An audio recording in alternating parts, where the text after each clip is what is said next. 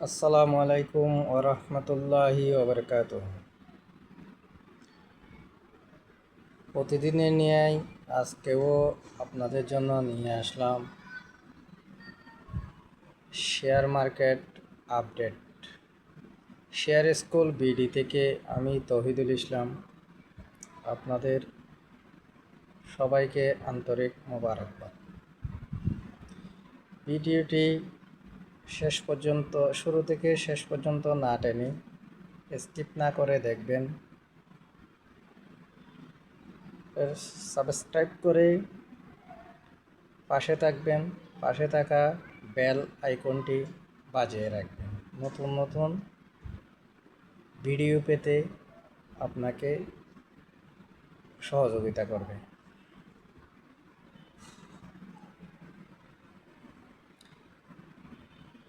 আজকে market index up ছিল, মার্কেটের মুভমেন্টটা ভালো মনে হয়েছিল।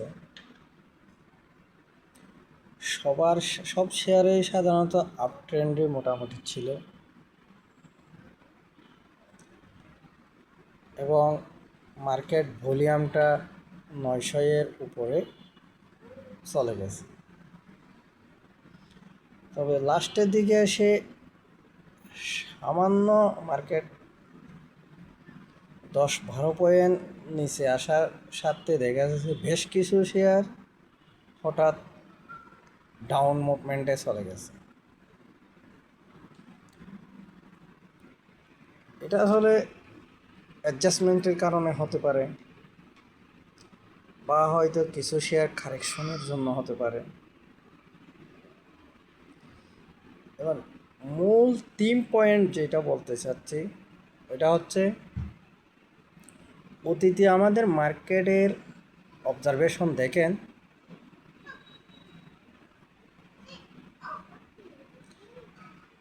মার্কেটে ভলিউম যখন যেতে যেতে 900, 1000 বা 1100, অর্থাৎ 1000 ক্রস করলে বা 900 ক্রস করলে এরপরে হঠাৎ করে মার্কেটটা স্লো হয়ে যায়, ডাউন ট্রেন্ডে চলে যায়।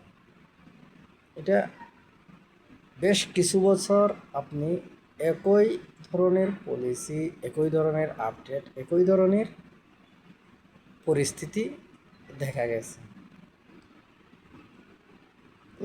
ঠিক সেই কারণে আজকে প্রথম থেকে ভলিউম বাড়তে শুরু করলেও, ইন্ডেক্স বাড়তে শুরু করলেও মার্কেটটা খুব পজিটিভ মোমেন্টে ছিল। যখন ভলিউমটা একেবারেই আপ হয়ে গেছে, আপ হয়ে যাওয়ার সম্ভাবনা, ঠিক তখনই মার্কেট সামান্য নিচে পড়ার কারণে, 10-12 পয়েন্ট নিচে পড়ার কারণে বেশ কিছু শেয়ার দাম হারানো শুরু করেছে। এর থেকে অতীতের ধারাবাহিকতার কিছুটা আস্ফলন, কিছুটা লক্ষ্য অনুভব করা গেছে। তাই মার্কেটটা লাস্টের দিকে এসে সেন্সিটিভ ট্রেডে শেষ করেছে। তো সুতরাং এখন আগামীকালকে এবং পরশু আমাদের মার্কেটের মূল যারা বিনিয়োগকারী আছেন তাদের জন্য মূল বার্তা হচ্ছে, মার্কেটকে অবজার্ভ করতে হবে, অবজারভেশনে রাখতে হবে আমার এই ভলিউম ধারাবাহিকতা এবং ইন্ডেক্স ধারাবাহিকতা কতটুকু স্থায়িত্ব হচ্ছে। যদি আগের ন্যায় যে আচরণটা লাস্টে করেছে মার্কেট, সেটা যদি হয়, কালকেও হয়তো মার্কেটটা ফার্স্টে একটু বাড়ার পর হয়তো ভলিউমটা কমায় দিবে, লাস্টে মার্কেট নেগেটিভ হয়ে যাওয়ার সম্ভাবনাটা বেশি থাকবে। এই কারণে কালকের মার্কেটটা আপ ডাউন লেভেলে থাকবে এবং সেনসিটিভ ইস্যুতে কাজ করবে। তাই একটু যেটা আমার মনের ধারণা, আমার অবজারভেশন প্রতিদিনের বা আজকে 7-8 বছর ধরে, এটা থেকে আমি আপনাদেরকে এতটুকু বার্তা দেব, কালকের মার্কেটটা একটু মাথায় সেনসিটিভ চিন্তা করে ট্রেড মুভমেন্টে বা বাই মুভমেন্টে যাবেন। না হয় একটু মার্কেটটা যদি যারা প্রফিট টেক করে ক্যাশ নিয়ে থেকে মার্কেট যখন একটু কারেকশনে চলে আসবে তখন আবার বাই মুভমেন্টে যাওয়াটাই সবচাইতে বেটার বলে মনে করি।